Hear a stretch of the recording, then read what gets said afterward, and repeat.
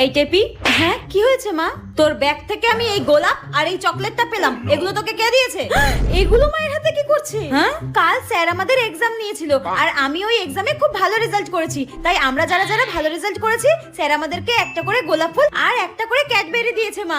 হ্যাঁ, তুই ভালো রেজাল্ট করেছিস বলে স্যার তোকে এই গোলাপ আর এই চকলেটটা দিয়েছে? হ্যাঁ, বাহ।